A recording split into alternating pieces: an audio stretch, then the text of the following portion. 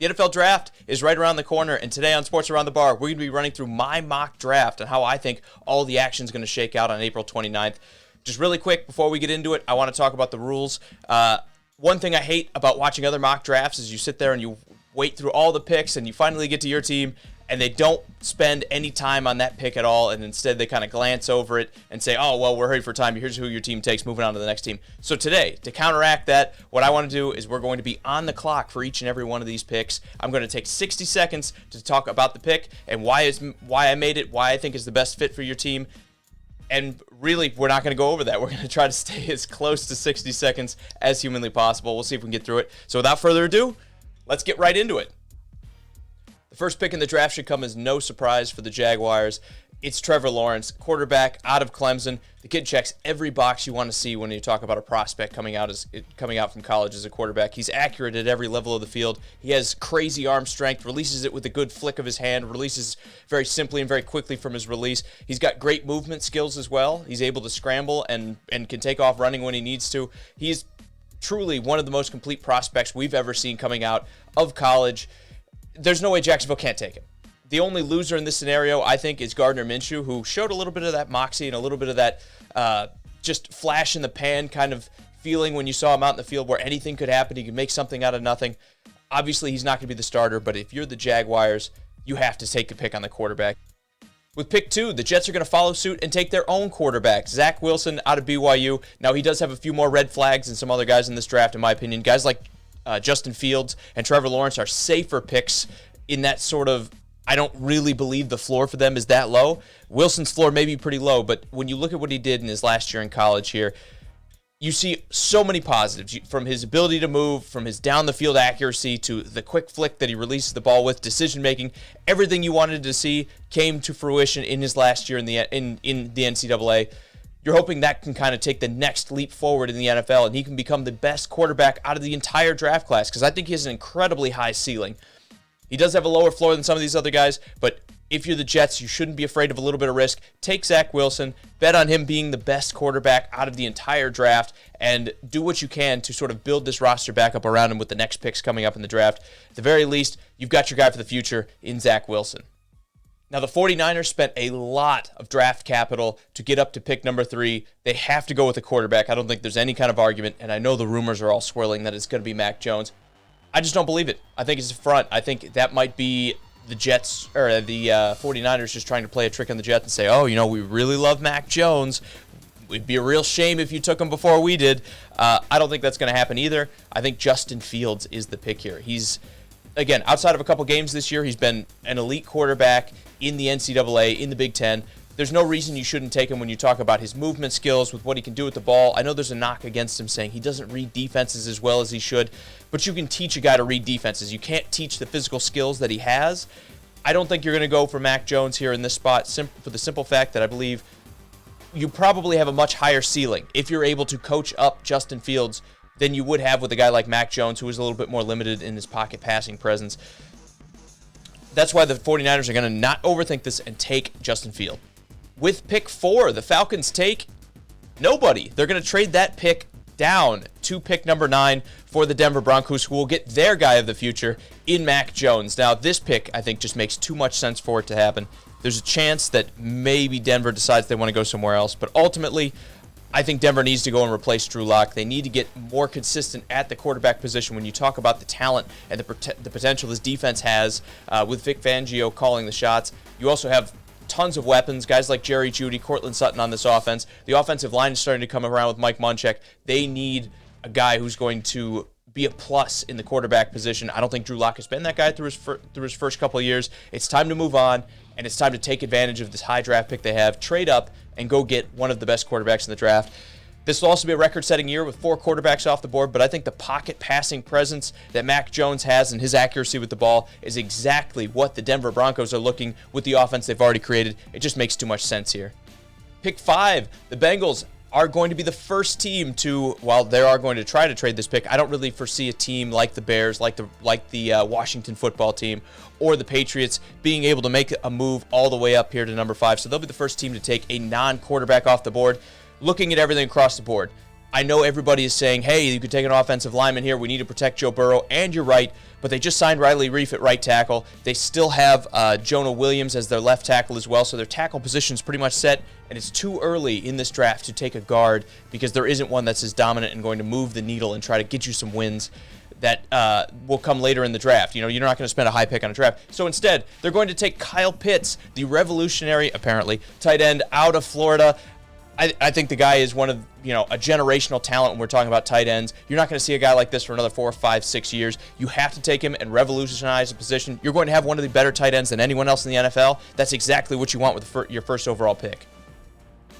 With the 6th pick, the Miami Dolphins are going to take Penei Sewell, offensive tackle out of Oregon. This kid is an absolute destroyer on the offensive line. I think his run blocking game is absolutely elite. His pass blocking game is just a step behind that, but still very, very good. His movement for 6'5", 330-pound tackle is elite level. Not to mention, when you talk about his tape, he was a 19-year-old doing all those things in the Pac-12, which you could say, yeah, it's Pac-12. He didn't face the best opponents, but beyond that, he pretty much dominated everybody he came up against. I have no reservations about that. He did opt out of the 2020 season, so there is that still a little bit of mystery of, is he going to be as good, or, are we getting a little bit of a 1 or a 2-year wonder? I think you just have to take this pick. Miami needs to rebuild the tackle position. I don't think Jesse Davis is the future at the position. It's still too early to give up on Austin Jackson, but they do need a influencer on the offensive line. I see them shifting one of the guys that they currently have inside and taking Penei Sewell to be their soon-to-be elite left tackle in the NFL.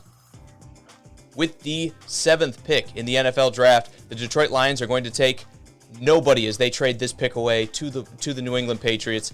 When you talk about the Bears and the Washington football team kind of behind the Patriots on their heels, I see them being forced to move up in this draft to go and take their quarterback of the future, who will be Trey Lance. Now, I think the Patriots have been building towards this move. When you look at everything they've done this offseason, they already have a very solid offensive line that's very good at running the football. They have a running game going. They brought in a few offensive weapons, but if you look at the guys they've brought in, it's mostly tight ends. It's bigger targets. They're going to be able to create separation and be athletic over the middle of the field. I think that's what Trey Lance is ultimately going to need in his career. He lacks accuracy compared to some of these other guys in the draft, and short of you being able to teach him, which is very, very difficult to do, he's going to need reliable targets that, again, you throw it anywhere near them, they can go up and get it and take it away from guys that aren't as athletic or aren't as big as they are. I think the Patriots have set this up since they've had Cam Newton. This just makes too much sense for the Patriots not to make this move. Trade up, get your quarterback in the future. Now, if this is the way things shake out, the Panthers are going to be licking their chops at number 8 with none of these, elite wide receivers off the board. They're going to take the first one with Jamar Chase, who's going to help new quarterback in town, Sam Darnold. Really, if you look at his stint in the Jets, he had no weapons to work from. Now he's going to have DJ Moore. He's going to have Robbie Anderson, and you're going to take a Calvin Johnson-esque wide receiver in Jamar Chase, who's got size, speed. He's got catch radius. He's able to get open on his own. He's the guy that can do it all. He can play the slot if you need him to. He can play outside. He's just a dominator of a wide receiver. Why not go out and take the best ones if you're the Carolina Panthers and support that new young quarterback?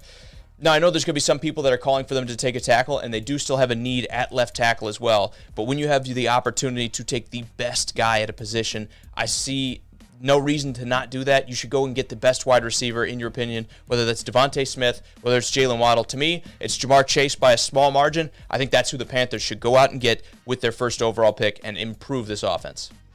After moving back to number 9, the Atlanta Falcons are going to take Devontae Smith, wide receiver out of Alabama. The strength of this team has always been in its weapons, and I know there's a long-running track history of them taking Alabama wide receivers, but beyond that, I think when you talk about Devontae Smith, it doesn't matter what school he went to. All that matters is what he's going to bring to the NFL, and with the guy's separation and speed, he is going to be a destructive force in this Atlanta offense. Now, I know they have a ton of needs on defense. I know there's a lot of other ways they could go with this pick, but when you have this kind of talent coming to your roster, you already have Calvin Ridley that's good at separating. You already have Julio Jones for at least another year or two. But ultimately, this team has thrived on having better weapons and more weapons than defenses have been able to sort of defend. Julio Jones won't be with this team forever. It's time to go out and get your next elite weapon right now and worry about the defense through the back half of the draft. They have Dean Pease now calling the shots. Go get Arthur Weapon, a great toy. Go get Matt Ryan, a great player to play with, and build for the future of this offense. At pick 10, I feel like the Cowboys' hands are a little bit tied here, where they're going to have to go to the defensive side of the ball. It's got to be cornerback when you look at this roster. I don't see them really maneuvering around there. Now, they do have a couple choices. They could go J.C. Horn here, but I think instead they're going to go with a sure bet in Patrick Surtain, who's a little bit more of a do-it-all kind of corner, in my opinion. He plays man really well. He plays zone really well. He may not be the flashiest prospect. He's just very, very good at everything he does. Maybe not quite as elite like you're talking about J.C. Horn, where his man coverage skills are just absolutely elite. When you talk about Patrick Surtain, you're getting a well-rounded corner that's going to be able to influence every play that he's in on. He almost never gets burned. They need this kind of consistency in the Cowboys' defense. It's one of the things they've been missing for years now. I think they need to add at the cornerback position, and in my opinion, they're going to take the best one off the board and the safest one off the board with their first overall pick at number 10 with Patrick Surtain. Now, here's where things get a little interesting. At number 11, I have the Giants taking Christian Darrisaw, offensive tackle out of Virginia Tech. There are a lot of people calling for the Giants to take another wide receiver, but I think the Kenny Golladay signing in the offseason has kind of signaled an end to that. You have Darius Slayton, you have Sterling Shepard, you have Evan Ingram, who is a pass catcher as well. They have Saquon Barkley, who can catch out of the backfield. They have enough weapons on this team. You have Nate Solder that's probably going to play right tackle this year. You have Andrew Thomas, who you just drafted last year, but Solder's on his way out, and he hasn't been very good to begin with in the first place. So why would you not go out and take a dominating tackle like Darrisaw that is probably the best run blocker in this class, absolute mauler, massive human being, and very good at pass blocking on top of that? Why would you not take him as your future right tackle and build in this offensive line? You can either slot him in at guard for this year, but more than that, I would probably take Solder, move him inside, and put Darrisaw on the outside as well. The Giants need to fix this offensive line if they're going to know whether Danny Dimes is the quarterback of the future, because if they don't, they're going to be talking about the same problem year in and year out. I know I went over the minute, but I have to do it. If they don't fix the offensive line, you're not going to know, next year at the end of the year, you're going to have people saying, oh, well, Daniel Jones, we don't really know. They couldn't protect him, yada, yada, yada. Fix that. Get that corrected. You have the weapons already by signing Golladay. Draft the offensive lineman and make it count. That was like a minute and a half, but I did what I could. At number 12, the Eagles are going to take Jalen Waddle, wide receiver out of Alabama. Again, when we're talking about this draft, there are 3 elite receivers. The Eagles should be very happy that one of them stuck around long enough for them to take it number 12. You can't go into next year with the weapons that they currently have on the roster with guys like Fulham and Arcega-Whiteside as their starting receivers. I know they just took Jalen Reagor, and that's going to sit in kind of Eagles fans' minds like, hey, we just drafted a wide receiver. We should be good at that position. But the truth of the matter is, you can't go into next season with these kind of weapons and expect Jalen Hurts to have any sort of success if you want to know whether he is your quarterback of the future. Quite the opposite of the Giants. You need to bring in weapons, and you need to bring guys that are going to be able to impact the play and get open to see if Jalen Hurts can find a way to distribute the ball to them. Right now, in my opinion, the Eagles do not have enough of those guys. They need to go and get a lightning guy that can play maybe primarily from the slot, but I think Jalen Waddle can have some success from the outside. He's got blazing speed. He was one of the best receivers in a stacked offense in Alabama. Why would you not want him on your team in Philadelphia? At 13, the Chargers are going to finish the overhaul of their offensive line that they've been through this entire offseason by selecting Tevin Jenkins, offensive tackle, out of OK State. This is another big, mauling offensive tackle with good footwork. He's solid in pass protection. He's elite when it comes to running the ball. You're going to go and get a 10-year tackle with Tevin Jenkins, who, in my opinion, at the very least, while he is a step below Darrisaw, is still the third best tackle and one of those guys that has the great balance that you want to see in an offensive tackle that's going this high. He's an elite run blocker. He's, again, a very, very solid pass blocker as well. He's got the size. He's got the length you want to see. This is going to round out the Chargers' offensive line, and hopefully all that money that they've spent this offseason and then bringing in Bulaga last season as well will finally get this offensive line fixed for Justin Herbert.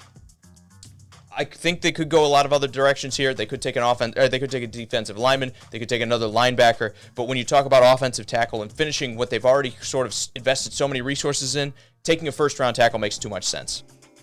When it comes to this next pick, I see the Vikings being sort of in a very difficult position with what's already come off the board. They need a ton of offensive line help. I still think it's too early to go for guard. You have to go for one of the tackles that are still on the board. They're going to go with a guy that a lot of people hold in higher esteem and see him as a top prospect where I'm a little bit lower on him. They're going to go with offensive tackle / guard, in my opinion, Rashawn Slater out of Northwestern. I like Rashawn Slater and his pass blocking ability, but I wonder at the NFL level, when you talk about how short his arms are, how light he is on top of it, barely clocking in over 300 pounds, if he's going to be able to hold up at tackle against some of these bigger and stronger defensive edge players in the NFL, I think Slater is one of those guys that the Vikings can take. They need to work on this offensive line because they need to defend Kirk Cousins. He's not a guy that thrives without an offensive line. They have to go offensive line here. If Slater works out at tackle, that's fantastic. If he doesn't, he's always going to be able to slot into guard and be a very, very good one on top of that. That's why I see them going in this sort of utility offensive line position with a guy like Slater that has more options maybe than some of the other guys in this class. With the 15th pick that they traded for, the Lions, I see taking Micah Parsons, linebacker out of Penn State. When I look at this team, I don't think anyone's sold out more to a rebuild than the Detroit Lions have. This purely comes down to what is the best guy we can take at any position that's going to make this team better. I see them getting a dominating, supremely effective linebacker in Micah Parsons who has speed, he has downhill ability, he's going to be best utilized as somebody who can blitz, and he's going to help out in the run game, but he's also a very efficient pass defender, I should say. This pick is entirely about getting this team better. Talent at any position, it doesn't matter where it is. I see them going with Micah Parsons, the first linebacker off the board that's going to help this team the most out of anybody who's left. They could go receiver still, especially because they already jettisoned Kenny Golladay and Marvin Jones. But I don't see the value being there with the big three off the board. I think they go linebacker here and then revisit a position like wide receiver in the future coming up. With the 16th pick, the Cardinals are going to take J.C. Horn, cornerback out of South Carolina, one of the most efficient man and press man corners in this draft. I think he does a great job of getting in receivers' faces and knocking them off their routes, knocking them off their timing. When you look at their starting cornerback position in Arizona this year, they brought in Malcolm Butler in free agency, who's 31. They have Robert Alford returning after a COVID year, who is, I think, 32. He's a little bit older than Butler is even. They need to get younger at the position. I know they have Byron Murphy, but they need to have just that sort of pipeline into the future coming up for the cornerback position. I see them going out and taking this pick, especially when you're talking about getting the second guy off the board. There's value to be had here with J.C. Horn coming in. He's a very, very quality cornerback. He could be, arguably the best corner in this draft. So for him to fall all the way to 16, I think this is a no-brainer for the Cardinals to go and take, especially after they've started to buff up this defense, signing guys like J.J. Watt as well. They're making a push in a tough NFC West. I think bringing in a guy like J.C. Horn who can get physical with receivers helps them make the playoffs. Number 17, the Raiders. This one had me scratch my head for a little bit. I had to really decide what is the best play here. And when you look at their offensive line being shipped off this offseason, I should say, they have a massive need there. Now, with 4 tackles off of the board already, you could argue the value isn't there for them to take this position. But I think waiting to the second round is an absolute mistake. They need to address the position right now, and I think they're almost forced to do that cardinal sin that you're not supposed to do when you go to the draft, which is draft for need. I have them taking Sam Cosmi, offensive tackle out of Texas. I see Cosmi as a little bit more of a raw prospect compared to some of these other guys in the draft. I don't think he's quite as solid with his pass protecting and his technique in the offensive line. But at 6'5", or 6'6", I should say, 315, he has the size, he has the athleticism you want to see, and he was still very, very good at Texas. I think drafting this offensive tackle, you're getting one of the last few guys that I see with that elite potential and high ceiling with Cosmi. I see the Raiders take him here, slotting him in, and trying to rebuild this offensive line. With number 18, the Dolphins are going to select Kwity Paye, defensive edge player from Michigan. I call him edge because whether you're 43 or you're 34, it doesn't particularly matter if you call him an outside linebacker, defensive end. Really, they're a pass rusher, and that's what Kwity Paye is exactly built to do in the NFL. He's 6'2", 260 pounds. The guy is an absolute monster, just shredded with muscle. I see him as the best pass rusher and probably safest in a year where none of these edge rushers are safe at all.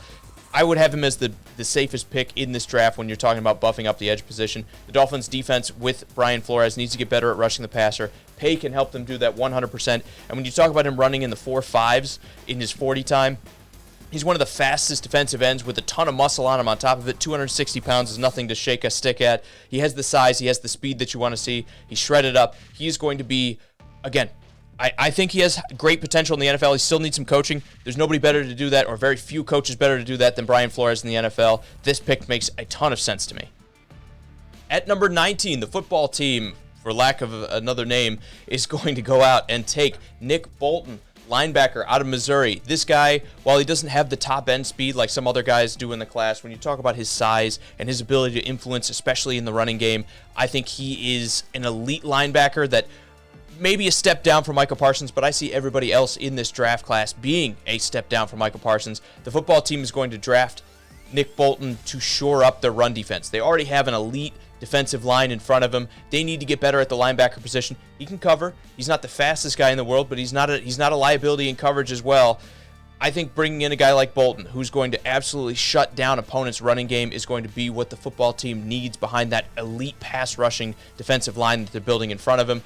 Nick Bolton is going to be the perfect support player for them coming in, and is also going to be a pretty good pick at 19, in my opinion. He's going to be able to influence the game right away, and he should make them better from what they already have at the linebacker position right now in Washington.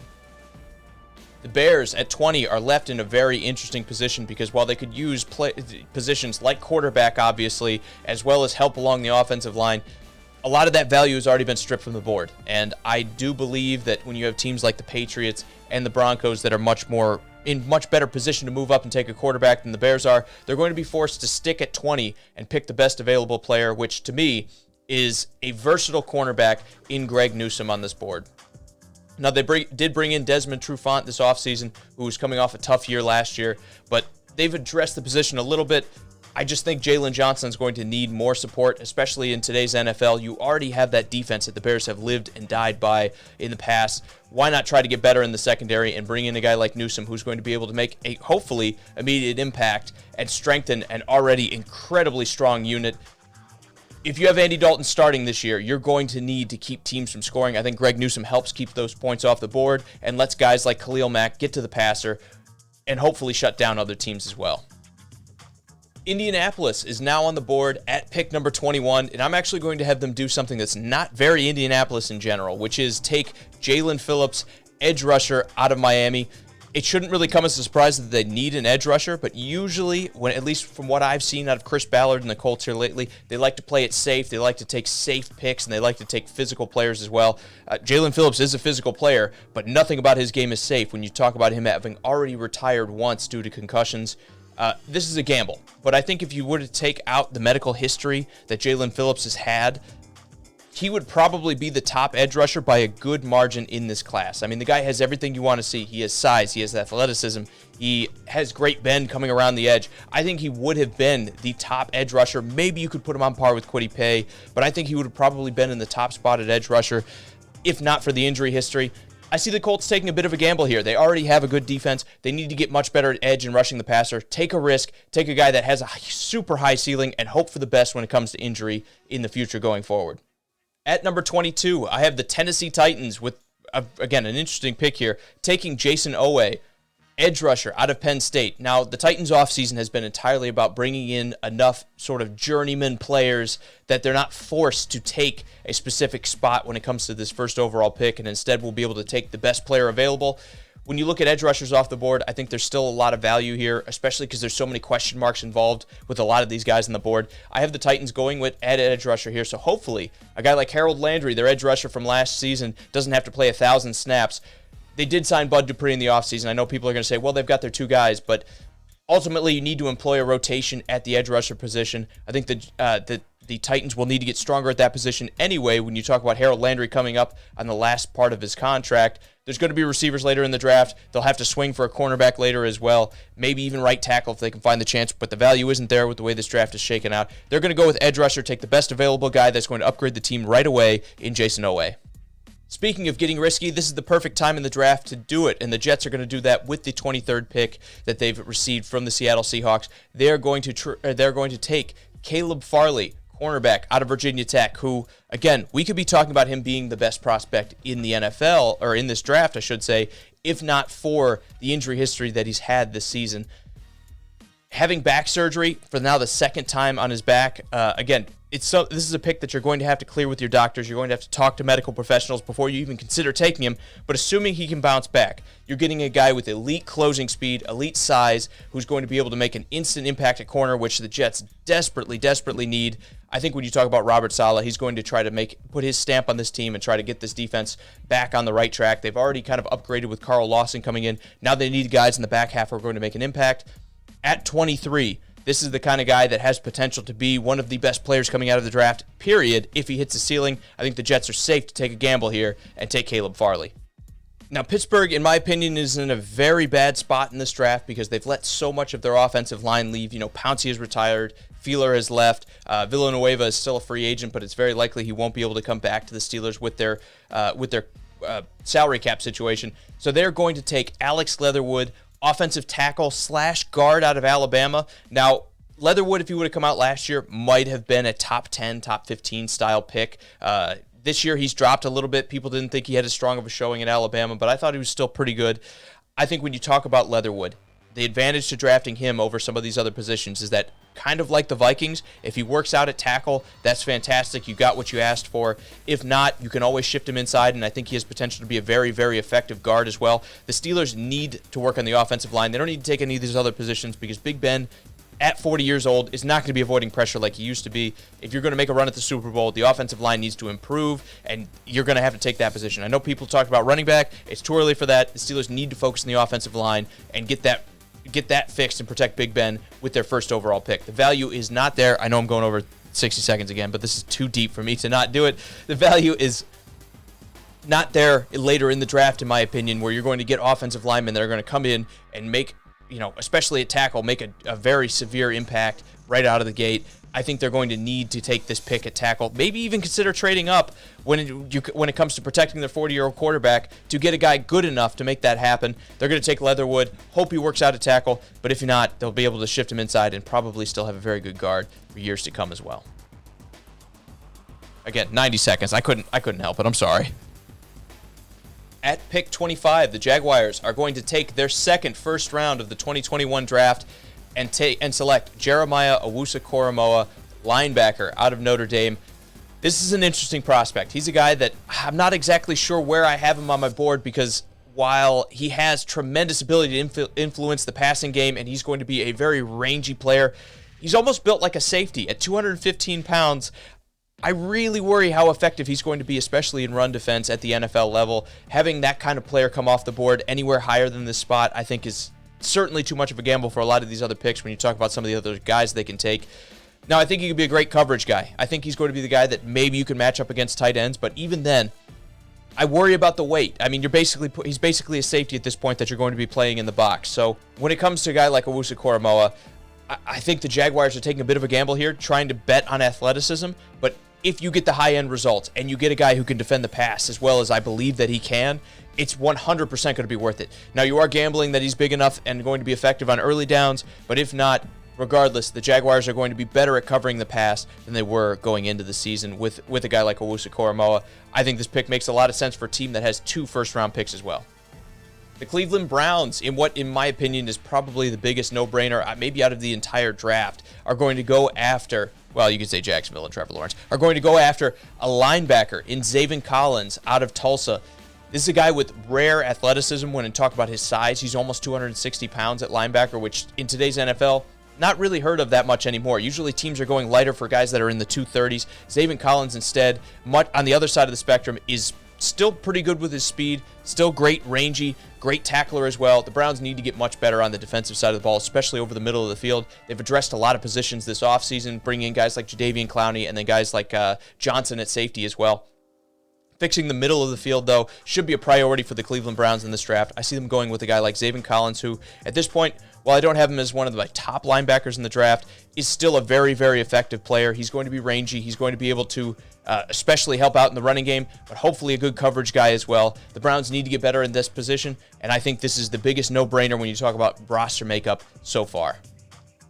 Another no-brainer in this draft for me is the Baltimore Ravens going after a first-round wide receiver. Now, this is sort of one of those positions where the big three are off the board. It doesn't really make a lot of sense for them to trade up from this far down in the draft. I have them taking Kadarius Toney, wide receiver out of Florida, for the simple fact that when you talk about this type of offense the Ravens run, I think having a guy that has the kind of acceleration and the kind of burst and the kind of cuts that Toney has, even if he doesn't have the top end speed, his ability to go from 0 to 100 when it comes to speed is elite in the NFL, and he'll find ways to get open very, very quickly for a guy like Lamar Jackson to throw the ball to at short to medium range, and then he'll be able to make plays after the fact with his legs. Toney's one of the better after the catch wide receivers in this draft. I see them taking him to complement a guy like Marquise Brown.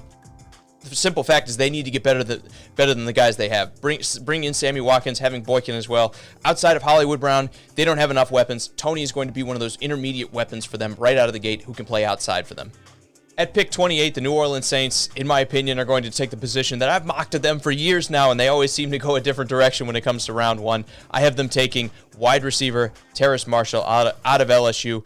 Drew Brees is retired. Obviously, their Hall of Fame quarterback is gone. You have now the likes of Taysom Hill and Jameis Winston, who are going to need a lot more support when it comes to pass catchers and guys who are able to get open than they've had in the past. So I see them going at wide receiver in the first position to try to correct that.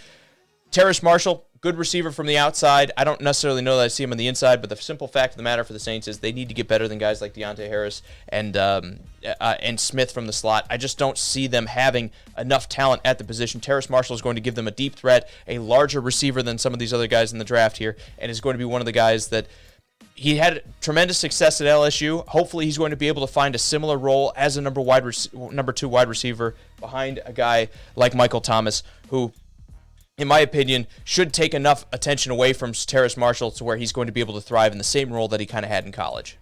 Speaking of mocking wide receivers to a certain team, the Packers are up at number 29, who I have had in all of my mock drafts for years now, them taking wide receivers. I've said they need to get better, they need to get better, they need to get better.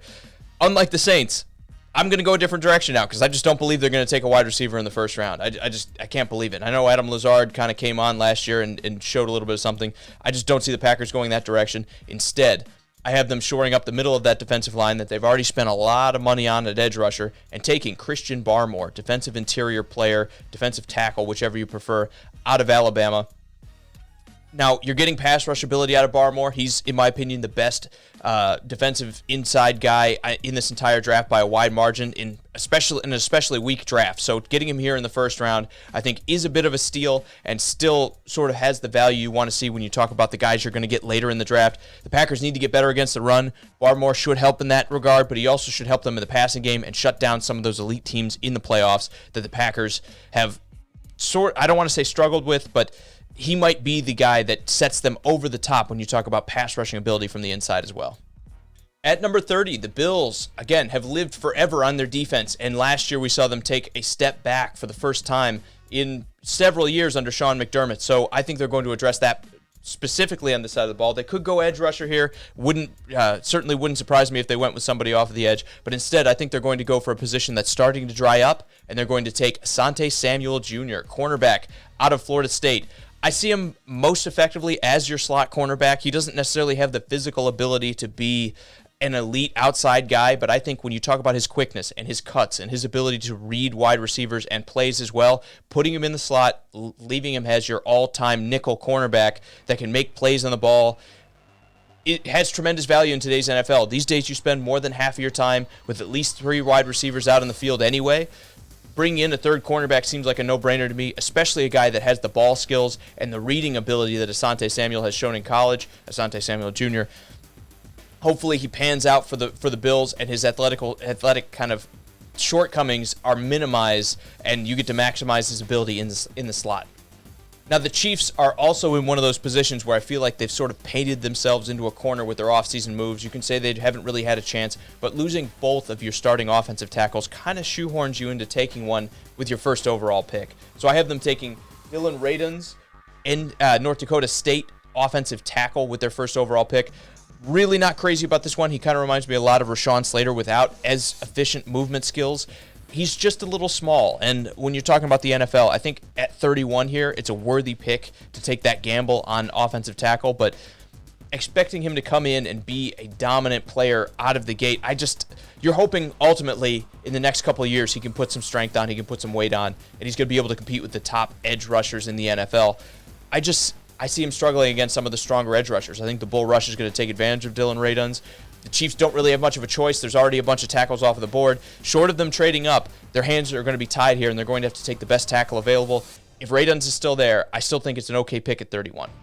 Finally, the Super Bowl winning Tampa Bay Buccaneers. They have a lot of options they can go at, but their team is very, very deep at a lot of different positions, so they have the luxury of taking anything that they want to. I have the first running back coming off the board in what some might consider a reach. I have them taking Javonte Williams, running back out of UNC. He is an elite pass catcher, and he is elite at breaking tackles. He's elite after you get the ball in his hands. I think Tampa was sort of missing a little bit of that in their Super Bowl run here this past year. They had Leonard Fournette, they had a smasher in Ronald Jones, but neither one of those guys really can take the top off of a defense and really can make things happen in open space. You're getting that in a guy like Javonte Williams. Now, I know they signed Bernard out of Cincinnati, but signing a 30-plus-year-old running back I don't think should stop you from drafting the next your next sort of player for that role. I think Javonte Williams is going to add a little bit of athleticism that for a team that, while they could go wide receiver here, I think you're basically getting the same thing out of a third down running back here with Javonte Williams, who has potential to be elite, maybe Jamal Charles style of elusive in the NFL. All right, guys, thanks for sticking with me. That is my mock draft. Let me know what you think about your team's pick in the comments. Hopefully your team had a pick. Hopefully you're not one of those teams that has to sit out day one, because that's always tough. Did you like the pick? Did you not like the pick? Which direction would you go? Let me know down in the comments below. I appreciate and I try to respond to each and every one of those comments as well. If you liked the video, do me a favor, hit that thumbs up button. Do it if you didn't like the video, but especially if you did, hit the thumbs up button so you tell YouTube that other people should see this video too. And as always, if you haven't yet, subscribe, because I'd like to talk sports with you. I'm Jake for Sports Around the Bar. This has been our mock draft. I know, just like you, I can't wait for Thursday to talk about what the teams actually are going to do.